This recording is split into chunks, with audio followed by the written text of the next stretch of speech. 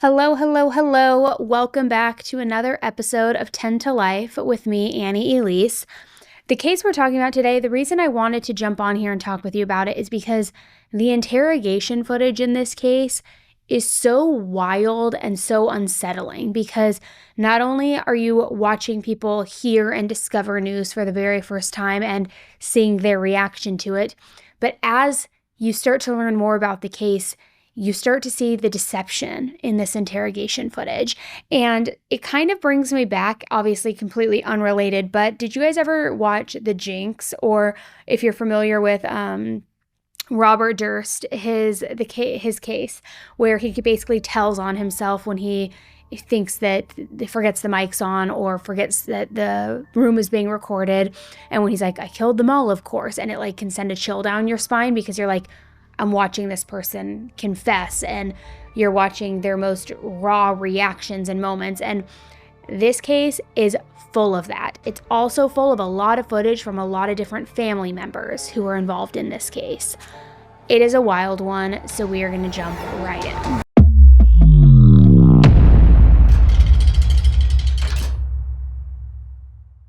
Hey guys, okay, I want to ask you something. Do you ever notice how spring is supposed to feel like light and energizing, but instead it kind of makes you feel off? For me, late spring has always been weirdly overwhelming. The days get longer, my schedule gets fuller, and then suddenly there's more pressure to do more, to be more, to feel better, when inside I feel like I'm just exhausted. And I've had moments where everybody is outside just living, their best life. Meanwhile, I'm stuck, feeling behind, like I've missed this memo on how I'm supposed to be out and enjoying the season. And it's not always easy to admit, but even things like setting up new goals or watching people post their picture-perfect spring break travels, their trips, all these things, it can really start to stir up anxiety, comparison, even that, perfectionist voice that I try to keep deep down buried that says you're not doing enough. And if any of that sounds familiar to you, you are not alone. That's why I want to share today's sponsor, BetterHelp. They connect you with a licensed therapist who can help you manage anxiety and navigate all of the seasonal shifts that can feel so heavy. Most members start feeling better in just a few weeks, and you can switch therapists anytime you need to. It's affordable and it's completely online, so you can do it on your own time. So take that first step toward feeling more in control. Go to betterhelp.com/10tolife to get 10% off your first month. That's betterhelp.com/10tolife. Let BetterHelp rule your anxiety so it doesn't rule you.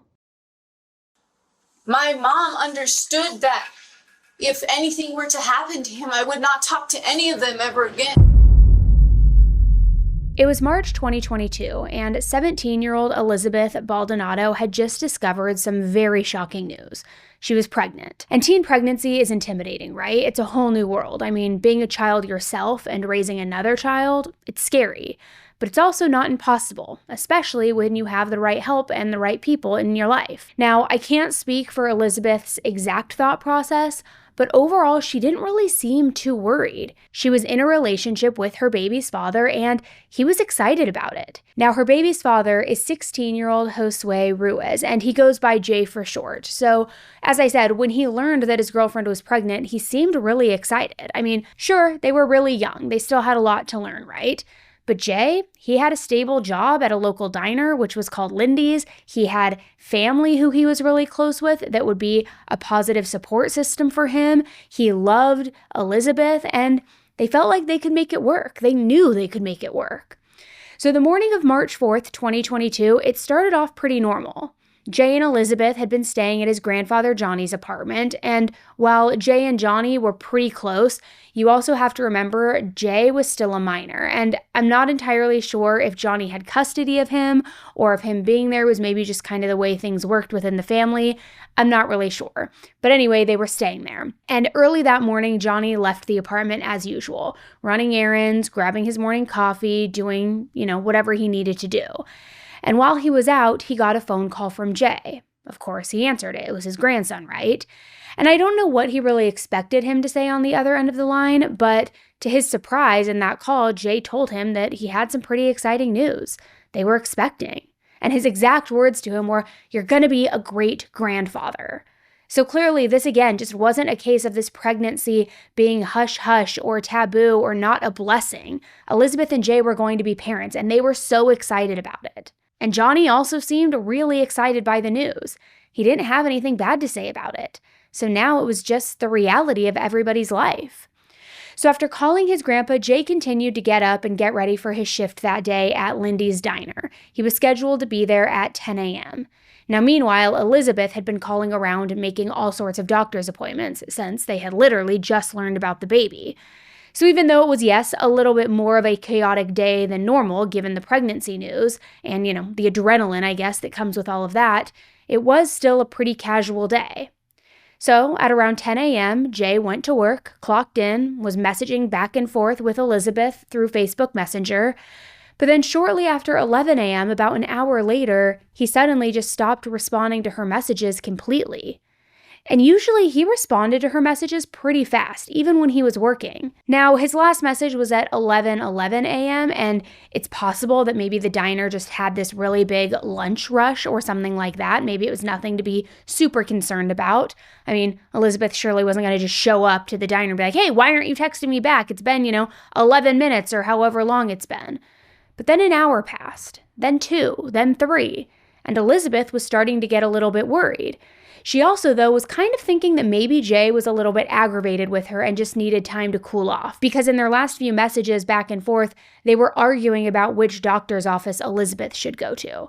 She wanted to go to one place while he wanted her to go to another.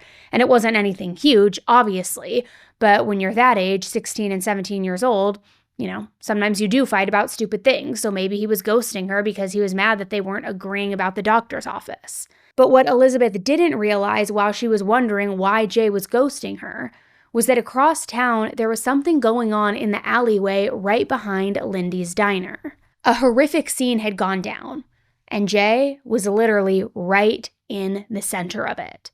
By 11:20 a.m., a crowd had started forming in the alleyway, and it was almost like people were all showing up at once, like they knew that something was going to go down or they were alerted that something was going to go down. And it didn't take long to figure out what or who everybody was there for. There were 2 young boys right there that had all eyes on them, and from the looks of it, it was about to be a scheduled, classic fist fight. You know the kind where I'll meet me in the alley, we're gonna fight at noon, or something like that. That's what seemed to be happening here, and everybody was gathered around to watch this go down. However, before any punches could even be thrown, a very loud, distinct bang sound went off. It was the sound of a gunshot. So everyone who had gathered to see these 2 young boys fight started running, driving away in their cars, fleeing the scene, not wanting anything to do with whatever had just happened. Or better yet, not wanting to get hit in the crossfire. Now, it had only sounded like 1 gunshot had gone off, but the fact that somebody had even brought a gun to a fist fight, that was enough of an excuse to just get the hell out of there. But now, lying right there in the middle of the alley, unmoving and clearly hit by this bullet, was Jay, 16-year-old Jay. By the time that law enforcement arrived, they knew that this shooting was fatal. There was nothing that they could do to help him. Just like that, he was dead at only 16 years old. So how the heck does this young boy who just learned that he was going to be a father and who should have been inside this diner working the lunch shift end up dead on the street? Immediately, law enforcement jumped onto the investigation, and luckily, due to the time of day when this shooting had occurred, remember, it was barely 11 a.m., there were plenty of witnesses. So I was walking back and I got food a few blocks over that way at Joe's, I think it's called. And, I didn't hear anything, but I saw people running. Okay, so you saw, kind of start from the beginning with me. Okay, so I'm walking down Central towards my residence here. So you're heading east on Central? Yep. Okay. I get to the corner right there. There's about 5 or 6 people running. One of them is in a high school graduation gown. All but one of them run into this high school. He turns around, runs back to the alley, gets in a silver Altima, and takes off down the street. Could you tell, is it a newer model Altima, older? Older, probably pre-2010. And what did he look like? So he was maybe a light-skinned black male. Pretty fair skin though, and he had a beard. Yeah. So you said that a group of the 5 or 6 kind of looked like they were in graduation gowns, or how old did they look? One was in a graduation gown. The rest looked like they may have been like family. Okay. And they all ran into there. Okay. I saw some kids, or a kid, wearing a graduation gown. It was blue. And then a group of people over here out of a car. I saw another guy backed it. Like, I just saw strange cars that aren't usually here. And I was driving in circles because this is a rental car and I can't park it back here. And I'm looking for parking on the street, so I've just been circling. And I noticed some weird activity, and I just had this gut-wrenching feeling that someone was about to get shot because there were just weird people back here. And I saw this kid, this guy right here who shot, he was over here talking to some girl. And the last minute I saw him over there, I turned the corner, and then all of a sudden I went back this way and I heard a gunshot when I was on this side of the road. So then I came back over here and parked, and he was down. Okay. Just from what the two witnesses were saying, it seemed like a pretty easy story to figure out. These two guys were probably in some kind of, petty argument, maybe over a girl they were fighting over, who knows. But then it escalated. And it seemed like maybe the guy who was supposed to fight Jay was the one with the gun and who ended up pulling the trigger. Although they couldn't be sure. But thankfully, there were security cameras all around, so a lot of the aftermath was caught on camera. But the investigators were still going to need to put a lot more information together to fully put this case together. Now, based on the fact that the shooting happened right behind that diner and the fact that the victim had even been wearing an apron, they were obviously very quickly able to put 2 and 2 together, which helped them identify that this was Jay. And it will all start to make a little more sense once you know a little bit more about Jay. He hadn't been working at this diner for very long, and the owners also didn't really know much about him personally. But what they did know was that his grandpa Johnny was a regular here. In fact, when the police first showed up on the scene and started asking questions and saying, "Who's this kid in the apron? He must have worked here," the owner immediately said, "You need to go talk to his grandpa. You need to talk to Johnny." So they asked Johnny if he could come down to the diner and talk. And when he did, that's where he learned what happened to his grandson, Jay. So I don't know if anybody's told you this, and I was trying to see if you were, obviously, Josue, is that how you say it? Yeah. Josue's passed on. So that's what we're here for, is we're here to try to figure out what happened and try to do the best we can by Josue. Alrighty. He's your grandson, is that correct? Okay. Do you know where his parents are? Yeah, we'll just let. So, like I said, those other detectives will be in touch with you. Are you going to hang out here at Mickey's? I'll be right here. He was involved with something, but I could never get the truth from him. I could never get the truth. Okay. Yeah. What can I do? What can I do for you? I mean, I tried for him to do it. I don't know what he was involved with for somebody to come out here and do something like that. I don't know. He just seemed like such a good kid. He seemed like a good kid that had, gone astray in the streets. Hey, Carol. Jay is dead. Yeah, we don't know exactly what happened, but Jay was killed.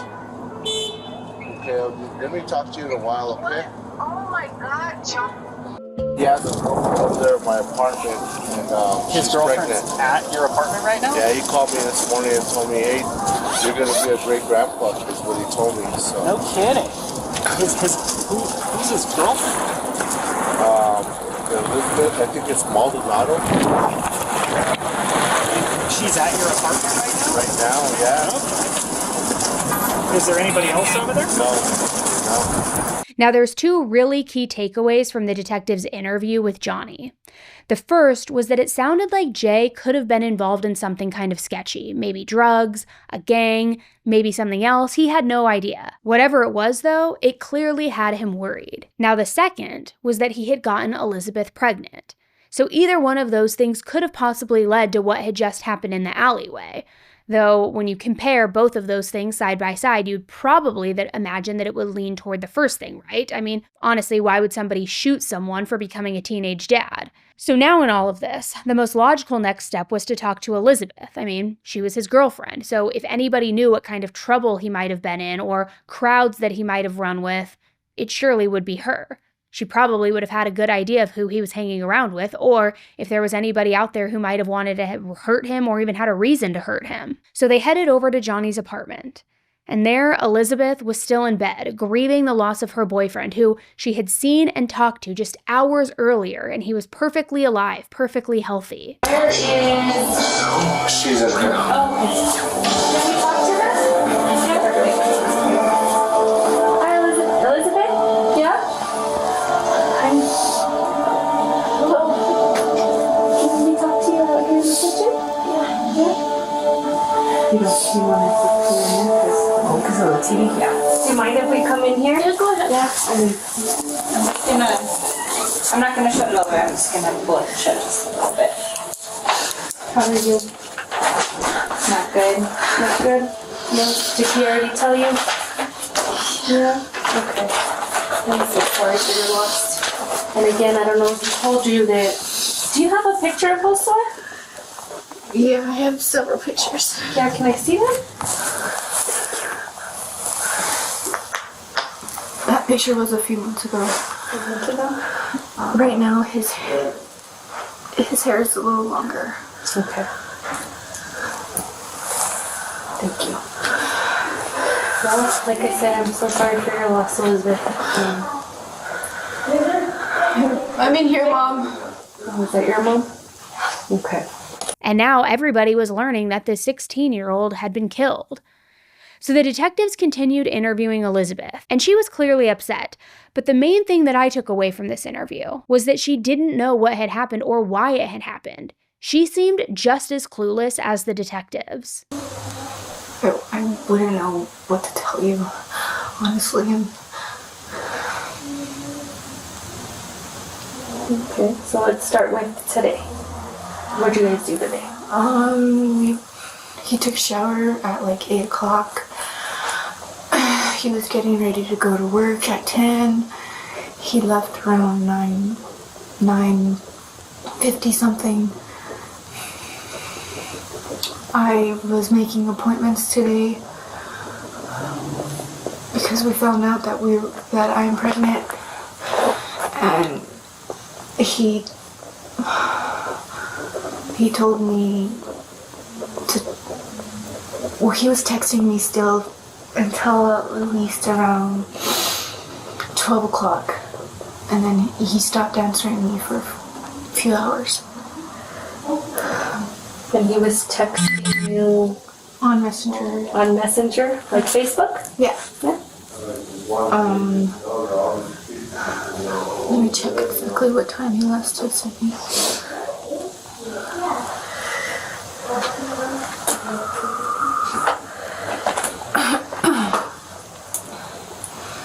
It was at 11:11. That's when he texted me the last. Okay, what did he say? Do you mind if I look at them? It's because he wanted me to do Presbyterian because I want to do Loveless and stuff. Okay. And so That's all he told me. pressed us closer. Okay. And then you continued messaging and he didn't answer. No. Okay. Do you guys always talk on Messenger? Yeah. Because we get into arguments and stuff, and we block each other, and then we unblock each other, and it's just a big mess. Now, the thing about detectives is they're not just listening for a direct answer to whatever they're asking, right? They are trained to really listen, to pick apart every single word. And it's not to twist anything or to use it against somebody, especially when they're grieving or they're nervous or they're young, like this situation. But it's because people tend to over-explain in those moments. They start tossing in random little details that may seem irrelevant at first, but could end up later on being a very crucial thing. So the fact that Elizabeth and Jay's relationship seemed a little toxic, that definitely stood out to the investigators. And that, of course, doesn't automatically mean that it had anything to do with what had happened, because it might not. They were young, and let's be real, I'm sure most of us have had relationships at that age, or maybe even older for that matter, that we're not exactly proud of when we look back, that maybe had been a little toxic. So all to say, sometimes it happens, but it was still something worth noting. But then, as the interview continued, the detectives learned that Elizabeth did know a little more than she was originally leading them to believe. Now, did she leave this information out on purpose? Or was this an honest mistake? I can imagine that her head was probably going in a million different directions, but I also don't know. So, here's what she had to say about it. This morning, him and my brother were supposed to box it out because this has nothing to do with this at all. My brother and him just don't get along. They bump heads very much. But my brother would never do this. He knows how I feel about Jay. He knows how that would crush me. And which brother? My younger brother. Your younger brother? What's his name? Angelo.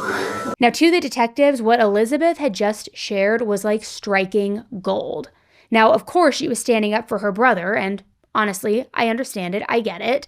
But what she didn't realize was that the story that she was telling, it lined up almost exactly with what the witnesses at the scenes had already described. And in cases like this, things rarely line up that perfectly and cleanly by coincidence. So could Angelo have shot and killed his sister's boyfriend? If so, what would be the reason for that? And why would they have even been fighting in the first place if the plan was to just kill him all along? Now, like Elizabeth had said, they didn't really get along or like each other, which, okay, fine. If they don't like each other, it's as simple as that. I mean, if we sat here and said that we loved every single partner our sibling ever had been with in the past, we'd probably be lying. I get it. But murder? Fighting and going and escalating and bringing a gun? Now, if the shooter really was Angelo, my question is, what happened that made him decide to take that gun to a fist fight in the first place? People don't just wake up one day and decide, you know what, instead of fighting this guy, I'm going to actually shoot him and kill him. I'm going to risk my entire life, all my freedom. Let me just risk it all. Something major had to have happened if Angelo was really the one who killed Jay and felt enough anger to want to kill Jay. Now remember, around the same time the detectives started interviewing Elizabeth, they also began interviewing her mother, who was also named Elizabeth, so I'm just going to call her Mom Elizabeth. And Mom Elizabeth seemed to not know much about the whole thing either, which, why would she? Here's the thing though, not long after Elizabeth told them about the fight, detectives got their hands on Jay's phone. And to their surprise, they found confirmation right there in his text messages. Because it turns out he and Angelo had actually been planning to fight that day, almost like it was scheduled. But here's the odd thing, his text messages didn't show him and Angelo arguing back and forth over text about whatever they were beefing about. The texts weren't either one of them saying, screw texting, meet me in the alley so we can fist fight like real men, or, whatever people say when they plan these fights. And the texts weren't from some random friend hyping up a fight. Not at all. In fact, they were from Elizabeth's mom. On the night before Jay was murdered, on March 3rd, 2022, Mom Elizabeth sent him multiple messages, flat out instructing him to meet Angelo in that alley behind the diner so that they could settle things. And these texts? They read less like a warning and more like a casual fistfight invitation. She laid it all out. Name, date, time, location, all of it. So naturally, this was now a massive piece of the puzzle. It confirmed that Angelo was almost definitely the one in the alley with Jay, just ready to fight. But even more than that, it shifted the entire dynamic. This now wasn't just a feud between a boyfriend and a protective mother. This was now turning into a full-blown family affair. And now with all of this information, suddenly Mom Elizabeth, she was looking a little too clueless. Based on the few interviews that they had already done, there was one thing that was really concerning them. And that was that the witnesses who said that they saw the boy who was up in Jay's face, about to fight him, he did not have a gun with him. He did not seem to have a gun with him. Now, could the witnesses have been wrong? Absolutely. Maybe they didn't see the gun. Maybe it had been hidden. Or could this fight have been some sort of setup, something plotting in the grander scheme of things? Maybe one of Angelo's friends had brought that gun, and they're the ones who decided to use it. They really didn't know. So the next obvious step, it was talk to Angelo himself, see if he could clear up what really went down that day. So the detectives headed over to where he was working, and they tried to interview him. And I say try being the key word here, because they didn't get very far. Before the conversation could even really go anywhere, Mom Elizabeth swooped in and shut the whole thing down, saying, Angelo doesn't need to be speaking with them alone. He's a minor. He's not talking. Which, how she knew they were at his workplace interviewing him? I don't really know, but either way, she was on top of things. Now, there was one really important thing that Angelo mentioned to the investigators. And they weren't sure what exactly it meant yet. All they knew was that something wasn't adding up. But Angelo had admitted that yes, he and Jay were supposed to fight. And the reasoning for this was because he believed that Jay had hit his sister, and obviously he wasn't okay with that. So he told the detectives, yeah, we were supposed to fight, but I didn't have a car of my own to drive there. So on the morning of Jay's shooting, his mom was the one driving him around from place to place. But according to him, even though it was planned, the fight with Jay just didn't end up happening. For whatever reason, it fell through. So instead of meeting up with him in that alleyway, he claimed that he spent most of the day just with his mom, running errands, driving around. Now, why is this so important? Well, number one, something isn't adding up because someone was obviously trying to fight Jay, and that's when he was shot and killed. And what are the odds that Jay was supposed to fight two different people the same day at the same time? It also doesn't make sense why Angelo was saying that their fight never happened. Then there was also the fact that Mom Elizabeth owned a gold four-door sedan, very similar to the one that the witnesses described being at the murder scene, and similar to the one that was caught on that security camera footage around the diner. The thing is, there was a major problem with that timeline, because Mom Elizabeth told the investigators that her car had broken down the morning of the murder. It wasn't even drivable. Yet, meanwhile, Angelo claimed that the car was working, that it was working fine. She had been driving him around all day. So those two stories, they don't add up. So then the detectives circled back to Mom Elizabeth, and they wanted to confront her and try and figure out who was actually telling the truth here. Elizabeth, so I'm going to read you your rights, okay? Why? Just because I have some more detailed questions I want to ask, and I want to make sure that you understand your rights. I may not want to answer no questions I don't understand. So I have more questions about your car. Okay. But I can't ask them without reading you your rights, okay? So you have the right to remain silent. Do you understand that? Okay. Anything you say can be used against you in a court of law. Do you understand that? You have the right to consult an attorney before speaking to the police and to have an attorney present during questioning now or in the future. Do you understand that? If you cannot afford a lawyer, one will be appointed for you before any questioning if you wish. Do you understand that? If you decide to answer questions now without a lawyer present, you'll still have the right to stop answering until you talk to an attorney. Do you understand that? I believe so, yes. Yeah. I have some more questions about your car, okay? Because the car is not where you're saying you left it at. Okay? Somebody stole my car. That's why I'm talking to you. I want to know. So I have to call my car was stolen. So here's the thing, okay? So I believe your car was used in today's homicide. Okay? You're lying to me. No, I am not. Okay, so if you don't tell me who had your car, I don't know. It's your car. I left my car at the side of the road. Okay. I didn't lend my car to nobody. And did you leave it on the side of the road right next to your house? No, I live quite a ways from, Wyoming, and Moon is where my house is, in between those streets. Okay. And Pennsylvania's a ways. Okay, so it's not right by your house? No. Okay. So talking to your daughter, talking to mom, okay. Nobody has a problem with Jay other than... But my son said he wouldn't, and neither would John, and I was with them today. Okay. So you were with them all day? Yes. They went to the laundromat with you? They did not go to the laundromat with me. During that time, they were all at home. But you wouldn't know because you weren't home. Correct? Between the hours of 1:37 and 2:20, I was gone at the laundromat alone. I got dropped off from Big Serena. My children, all the boys, they were all still at home. None of them left. Okay. They're not allowed to leave the house unless they have permission, because I need to know where they're going. Okay. So then if they were home, because you said you were on your way over here, right? When your car broke down.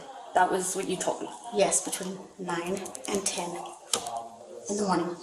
You were on your way over here. Mm-hmm. By yourself. I'm by myself, yes. Okay. And So they were then still at the house. Okay. So then when I find video surveillance Hold on. from the incident. Okay, but you have to give me a moment. Okay. My son had an interview at 9 o'clock, and we were over at the Whataburger over there, Cottonwood or whatever. So it had to have been after 10, between 10 and 10:30 perhaps. I left the house shortly after I had spoke to Elizabeth, and I never made it. Let's backtrack now. So you're saying it broke down. I left my car there. We've And been driving up and down. I know. We've been driving up and down trying to find your car. We've called in, checked to see if it was towed. It has not been towed. And again. So then where's my car? That's what I'm trying to tell you. Okay. Okay? So, did you shoot Jay? No, I didn't. No. He's a kid. He's a baby. I know, but somebody did. But no. I have no reason to do anything. Okay, so then you leave your car, right? You leave your car, you walk back home, and then at 1:37, it takes you to the laundromat. At 2:20, you come back, and then obviously all this is going on, right? I'm sorry, I just completely zoned out on you because I'm just a little hurt. Okay.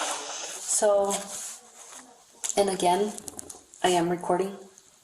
I am going to remind you that there is video surveillance footage in that alley. I heard you. I'm going to find out. Okay. I'm just waiting for, and I mean, it might be ready. I don't know because I've been here interviewing everybody, but I do have officers there trying to pull the video surveillance. So I am going to find out what happened, being that you bring up your car and it matches the description that I was given. What do you mean? There was witnesses. Okay. Okay, there's witnesses in the area. There's a school there. I don't know if you know that. I was not there. Okay, but I'm telling you, your car was. So again, right now, because you're telling me you left the house around this time, and between 9:58, that phone call, until 1:37, hear me out, between... I was home though. Okay. After that, I was home by 10:30. I made it home. I walked home. Okay, again, I can't confirm that yet.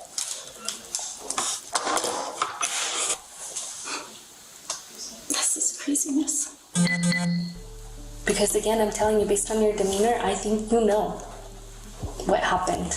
And I know it's your car. And I am going to confirm it on video surveillance. I hope you do, because I'm lost right now. So just to remind you, her car, or one that was exactly like her car, was seen on the surveillance footage. So somebody was lying about something here. Is that the gold Lexus? Mm-hmm. Once the shot happens, the people loading the vehicle will react. So it's the individual walks the vehicle and somewhere right here. Yeah, so he just walked to the passenger side. And they react. Is this Victor? That almost looks like a Toyota. Can we rewind it? And it can also slow down as well.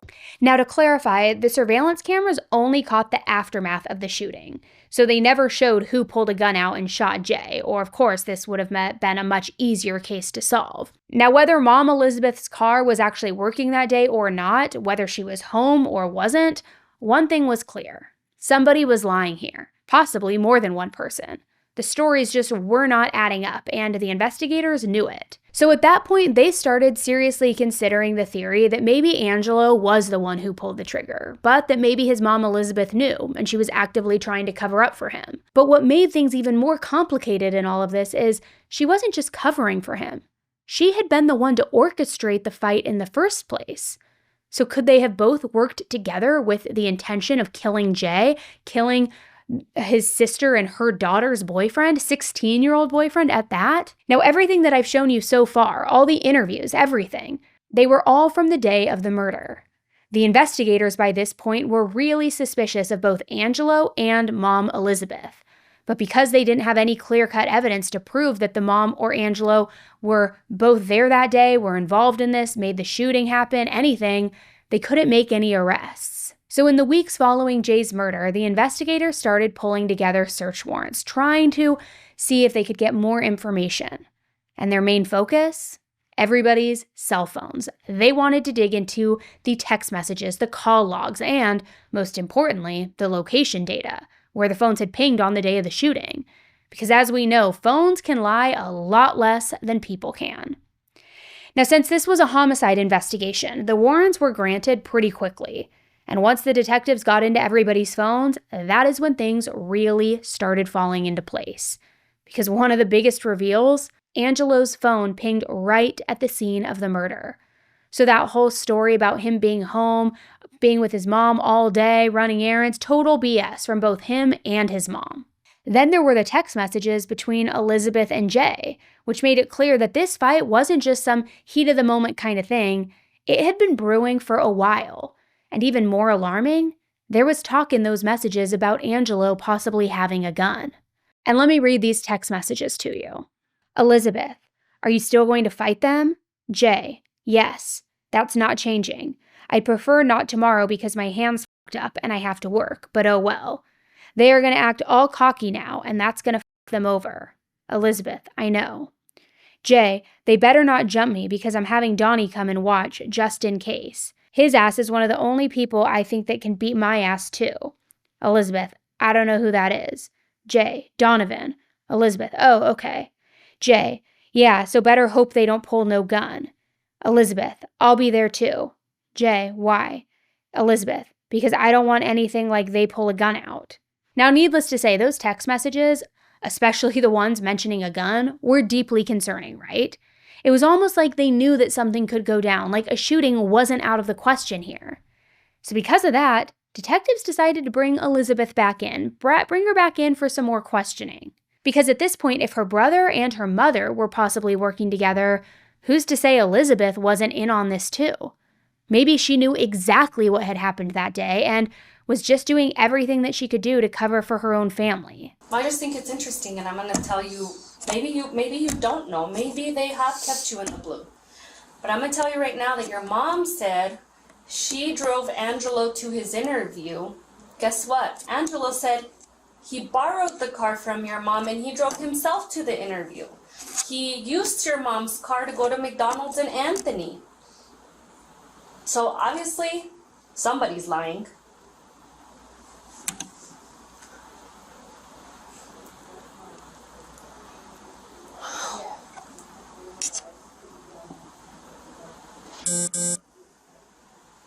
And again, the reason why I'm sitting here asking you more questions is because you seemed a little more innocent and oblivious to things, but based off of your phone and the conversations I have been able to see, you know, when I brought up who owns guns, you were like, nobody does.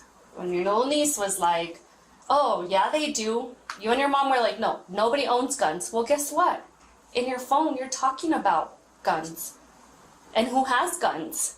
You're also talking about, there's also a conversation that you ask Josue if he wants to buy drugs off of for him to sell. And I'm not making that up. It's from your phone, and I know it's in there. I know. I know Josue bought a gun, and that gun disappeared. He didn't buy a gun. Yes, he did. When? It's on your phone messages. He didn't buy a gun. He didn't even take a gun. Okay, well, what are the odds that I see that he gets a Glock, and I'd have to look at your phone to give the specifics of the gun. He says he got a Glock, and then the gun disappears. He asks you where it is. You tell him it's under the mattress or in between the wall, and he says it's not here, and you're like, it has to be there, and he's like, well, it's not here. It's missing. That's from your phone. No. I never said any of that. He never told me he had a gun. Ever. He told me he was going to get one, yes, but he never told me he had a gun. Okay, so what went missing? What are you talking about? What missing? Literally, after he says he's gonna get that gun that day, you guys start talking about something missing. You made it seem like Josue, Jay, is the one that planned the whole fighting with. He wanted to fight. Right. He wanted to do it. He reaches out to you, asks you to ask your mom, so then you ask your mom and your mom sets it up. No, actually, he called after he asked. Okay. If you look at the messages, actually, he asks, and I don't remember what I tell him, but then he calls and he asks my mom. But you helped him set it up. No, I didn't. I did not, because I would not want them to fight. Okay. I hate fighting as it is. Okay. So, all right. So then he tells you, you're like, yep, reach out to my mom. Then your mom sets up the fight. They did. Both of them. Not me or my mom. You are. You don't have to be upset with me. It's things I'm seeing on You're the phone. making me upset. You're telling me that my family did it when I know they didn't. My mom understood that if anything were to happen to him, I would not talk to any of them ever again. So at this point, Elizabeth is keeping her same story. Basically, she's clueless as to what happened, why it happened, how it happened, all of it. You have to realize, Elizabeth, that somebody took your baby's dad's life, and now that baby is not gonna have a father. And as much as you love your family, they still took your baby's dad away. Now, to be very clear, detectives don't know for certain if Elizabeth was actively trying to cover up what may have been her brother and mother's involvement. There's no direct evidence that proves that she was in on any of it. Yes, she clearly knew about the fight, but that alone doesn't mean that she knew that it would end in something as tragic as Jay's murder. It's entirely possible that she was just as in the dark as the investigators were at this point. But then as they continued their investigation, they discovered yet another huge detail. Apparently, sometime before Jay's murder, Elizabeth and Angelo's oldest brother, Gilbert, who goes by Gibby, had also made some threats against Jay. Now, to be clear, detectives didn't seriously believe that Gibby was the one who pulled the trigger. Now, I want to be clear, at the time, the detectives didn't think that Gibby could have been the one who pulled the trigger. At the time, he was living out of town, so the idea that he just came back to town to carry this out seemed pretty unlikely. But still, these threats now added a whole other layer of tension to a very already complicated situation. Not to mention, in regards to Gibby's innocence in all of this, it was Angelo's phone that was at the scene of the crime. So if any of these brothers or family members were looking guilty, it was Angelo. However, what this did prove to the investigators is that it seemed like Elizabeth's entire family seemed to have some sort of issue with Jay.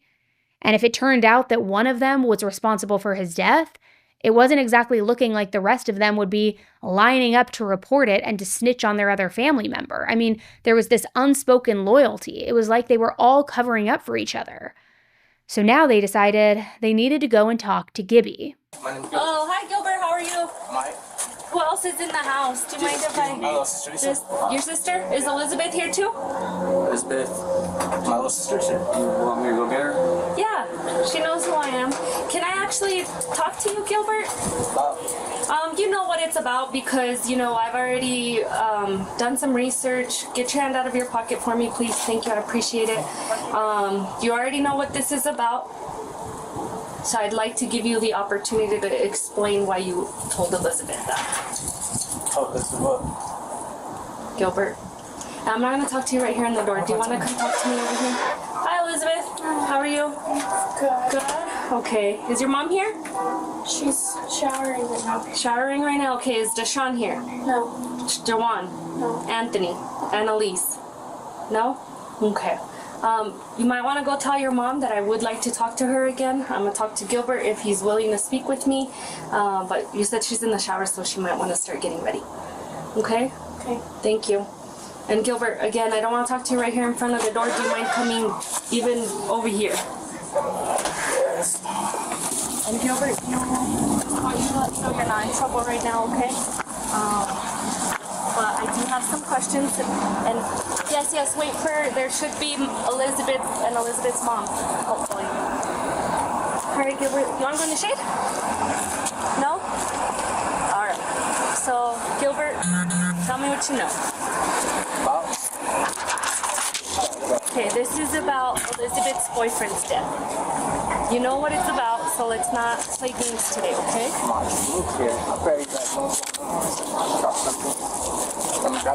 No, it's my car. It's alright. Okay, I know, again, Gilbert, I know you know why I'm here. Yeah, now I do. Okay. Come on. So, tell me what you know. Like I said,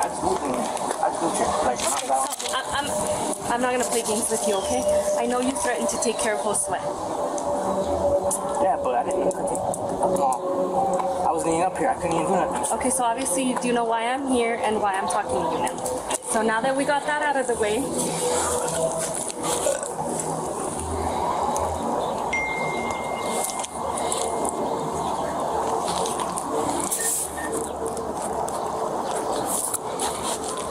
you want to discuss, or do you want me to just take it at face value? I already saw the Facebook, so Do whatever. I didn't do. I'll tell you that right now.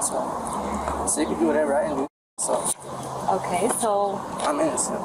Okay, so again, in your Facebook, you do disclose and say you're gonna send somebody to take care of you. Yeah, but did I send anybody? Okay, so who'd you send? Because he died. I didn't send nobody. Do I need to be any clearer? He died. I know he died. You guys just told me that. Well, you know because that's Elizabeth's. Yeah, but I didn't send nobody. Baby daddy.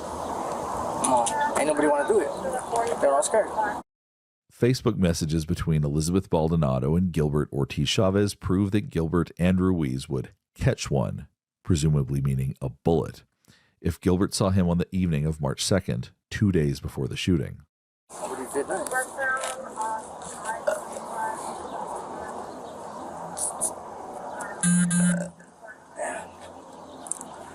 I should have drank that beer. Gross. Sorry about that, guys. Good. My bad. All right. So then let's start from the beginning. What did Josue do that upset you for you to make such threats? Hit my sister. Hit your sister? Okay. How do you know? Because my sister told me. Okay. What did she say? She said that if I told her and hit her, that's what ticked me off. You know what I'm saying? Anybody, I hit somebody else's, you know what I'm saying? Again, you have to realize that I'm investigating a homicide. Okay, a homicide in which you threatened to kill my victim. So you're gonna take my phone? Yes.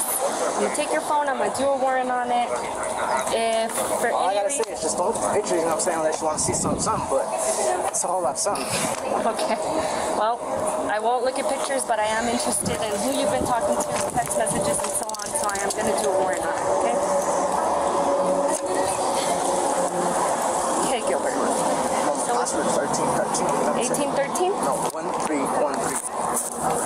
1313. Thank you. I really appreciate that. That makes me feel a little better that you're being forthcoming with that information. Don't look at the pictures. Okay, I won't. Don't. We're not trying to get all up in your business about that kind of stuff, bro. Game, you know what I'm saying? But yeah, if you guys want to see that, you go. Gilbert, just hear me out, my man. It's obvious that Anna knows a lot more than you think she knows about this, right? So the more, hear me out, bro. Hear me out. So the more forthcoming you are, like she said, like giving your password, that's a good start, my man. But if you try to hide things or act like you don't know anything, it's gonna look weird in court later, right? Somebody's gonna question why Gilbert wasn't honest with the cops about things, right? So the more honest you are with us right now, because we're giving you the opportunity, right? Like she said, she could take it at face value and run with it. She's not doing that because she's giving you the chance as a man to step up and say what you gotta say, right? But that's really all I know. I don't really know. Then, after digging through Gibby's phone, the investigators found messages between him and Elizabeth, and these messages directly referenced those earlier threats. In one of them, Gibby texted Elizabeth, "Delete our messages and don't say anything about me saying that I was going to shoot him, okay? It wasn't me, for real. I'm not trying to deal with the cops at all." So that message didn't just confirm that the threats were made. It showed that Gibby was actively trying to cover his tracks, regardless of whether he was involved or not. And it raised even more questions about who in the family knew what, and, most importantly, when. Which, of course, one text doesn't prove everything. But that text really did lead the investigators to believe that both Gibby and Elizabeth were being honest about not knowing anything, which then kind of points the finger right back to where it had been pointing all along, right at Angelo and Mom Elizabeth. So after the investigators finished speaking to Gibby, Mom Elizabeth came out of the house, and those investigators were more than ready to confront her. Now keep in mind, this was around 2 months after this murder had happened. They wanted answers, and they were tired of this back-and-forth innocent act. Hi, Elizabeth. I know you're going to be quick and all, but so you know why I'm here, okay? I don't got to repeat myself. Watch. I don't want to repeat myself. I don't want to play games. But this is that confirmation number from when I had called, because I called that same evening, and nobody ever came by to get what's You called. didn't report your car. I did. This is it. Yes, it is. I already know. Okay, you know what, lady? I'm not trying to deal with you, but this is the confirmation number that I So why did you set up a fight between Angelo, Deshaun, Jawan, and Josue? No. Yes, you did. No. The little boy called over. He called to the house. Mm-hmm. He was asking for a fight. I was like, wait a minute, you want to do what? I was like, are you serious? It was either that or they wanted to sit there and do some stupid things. I'm not trying to have stupid things go on between those boys. Those boys need to learn how to get along. Okay. So, like I said, So are you going to write this down? Phones. I already know when you called it in. You never fully followed through. I did. I waited for them to get here. Okay, do you have the title to the vehicle? It's in that vehicle. That's what I was trying to tell y'all. Like, I cannot give you any more information because it was in the vehicle. I didn't even get to register the car or anything. You've had the car since before January. Yeah, and I also had to get an alternator for it. You know how much money it takes to just for me to save for just a little bit, a few things? Okay. So again, I've gathered phones, and based off of everybody's phone, not just Josue's phone, you were gonna set up a fight. You said you didn't, and you didn't want to, but the fight was gonna happen. He said, well, come over in the morning. I was like, wait a minute, come over in the morning. And my son, Angelo, told me like this. He goes, Mom, I'm not gonna fight him. He goes, I'm not trying to get into a fight. He goes, I have more respect for my sister than that. And that's how that went down. I'm gonna tell you something, okay? When I charge someone, you're gonna be charged along because I know you're hiding the truth and I know you're listening to me, and it would suck for Aurora and Elizabeth's baby to not be present, for you not to be present, because I will charge you because I do know you were gonna set up that fight that day. The end. Young lady, I did not set no fight up. You're wrong. And I promise to God, I got it off your daughter's phone. Goodbye. It's also important to note that even then, over 2 full months later, Elizabeth was sticking to her story. She was saying she had no idea what had happened. So, Elizabeth, I don't know if you want to move further away so that nobody hears, but here's the thing, okay? We talked last time, and I know you were very upset, and I can't imagine what you're going through because you're kind of put in between. But I already know you know what happened. I don't. I don't know what happened at all. All I know is that when his grandpa got back, he told me that Jay was dead. It was the worst. Just thinking about that, just... Do you want to go talk in my car? Who would have done it? Which drives me nuts. I already know who did it. Actually, I don't even have to say anything, okay? I would just hate, and I truly, from the bottom of my heart, still believe that you weren't involved. But I would just hate to find out that you were involved. And then where does that baby go? Because he no longer has a dad.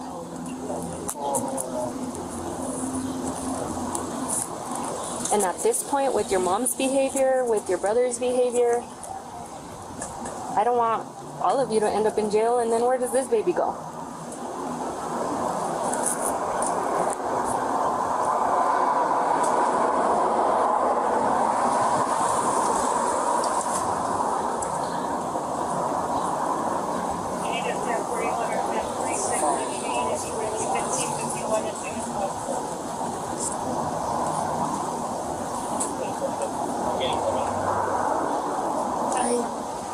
already told you, I don't know. They don't talk about... They don't talk about it because it gets me in a mood, like, sad.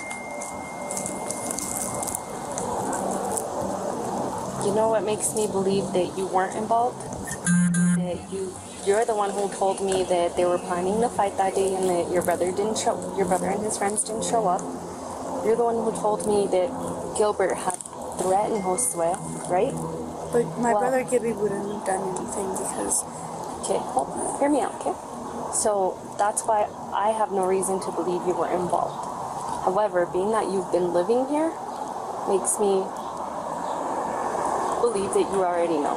There's no way you living here and you don't know what happened. There's no way. I don't. I really don't. You're not going to change my mind because, I mean, is it weird that she lives here and she knows nothing?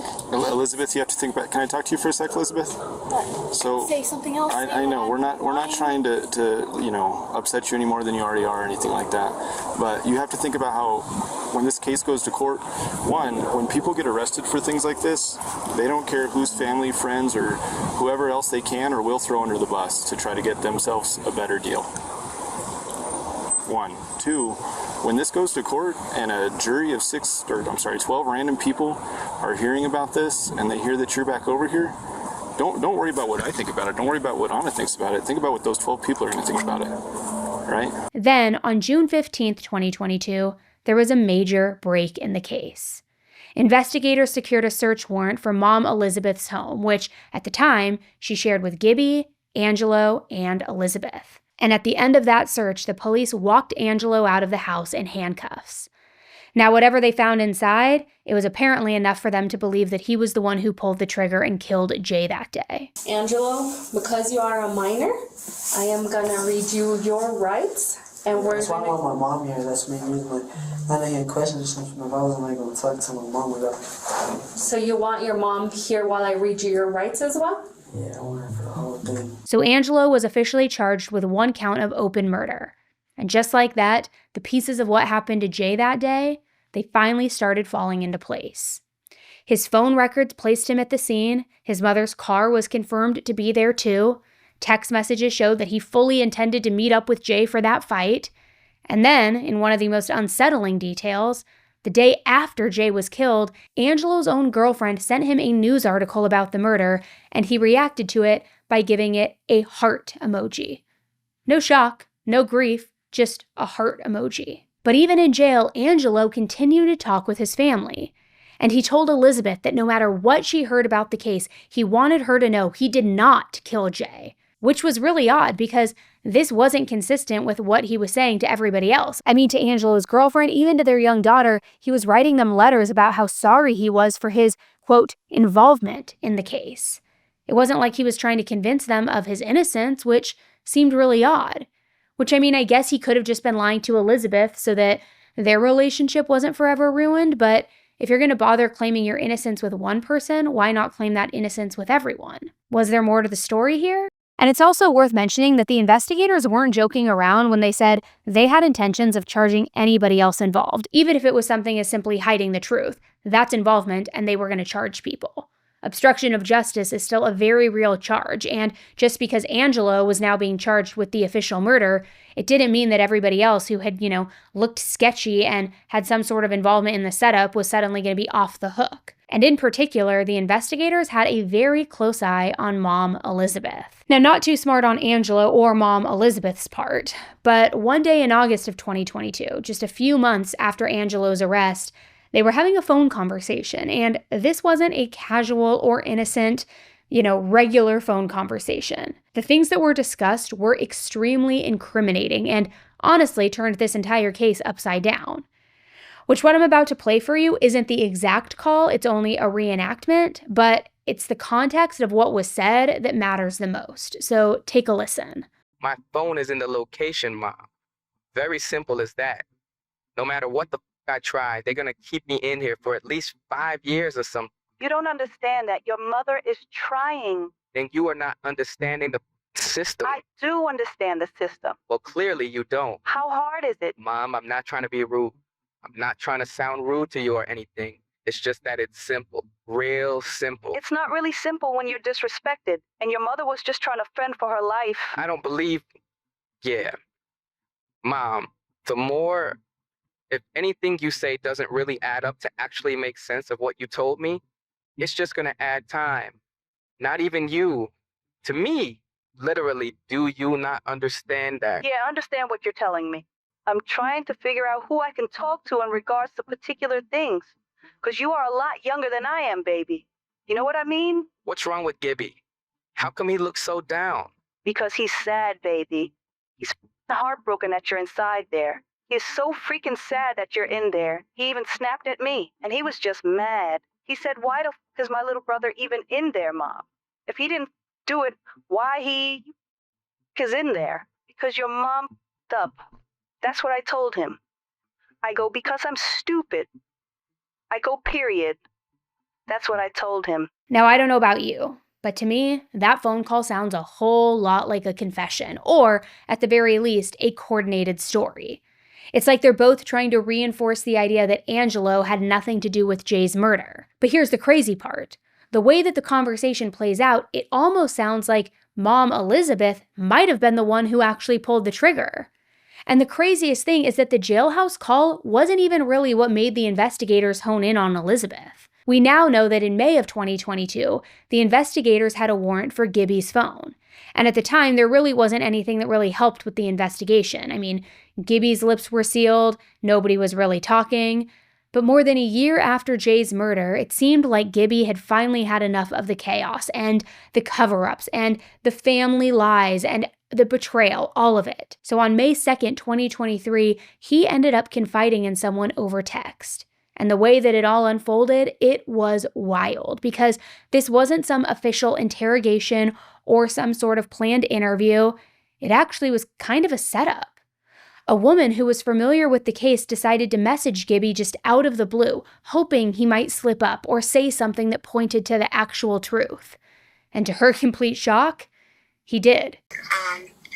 But I've been kind of watching, everything that goes on Facebook, and I was able to see that Gibby was pretty hateful towards his mom and would always make comments about her and the family, and then he started making posts about the brother being there, that he doesn't belong there.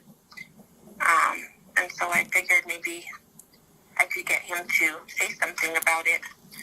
He was the weakest link in the family, so I messaged him. The texts start by Gibby's friend asking why Angelo was in jail, to which Gibby replied, and I'm going to paraphrase this, guys, but I'll put the actual text on screen, because my mom and him went to fight my sister's baby daddy because he beats her. And when they got there, my sister's baby daddy tried to pull a gun out, but he got hit before he could even get his gun. But they put the murder on my brother.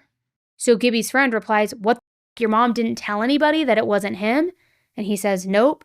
And Gibby's friend says, so your mom did it and just let your brother go down? And Gibby says, yep. So there you have it, a complete story of what actually happened that day. And after Gibby admitted all of this to this, anonymous friend woman, she immediately took the information to the police. Then when the investigators came to Angelo in jail with this story, he also seemed to be tired of keeping up with all the lies, because he admitted that the text messages from Gibby were true. He never shot Jay. His mother, Elizabeth, is the one who shot and murdered 16-year-old Jay. So on May 5th, 2023, Elizabeth Chavez was officially charged with Jay's murder. And when she was asked why she pinned the blame on Angelo, her own son, she said that she had told him to take the fall for her due to the simple fact that he was way younger than her, and that because of that, he probably would have been given less time in jail than she would have.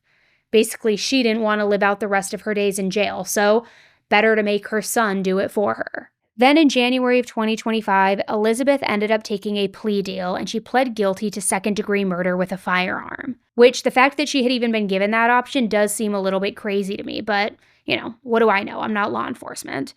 Her sentencing date hasn't been set yet, but based on what she's up against and her charges, she could face a maximum of 18 years in prison. Now, the girlfriend, Elizabeth, has kept pretty quiet about this entire thing.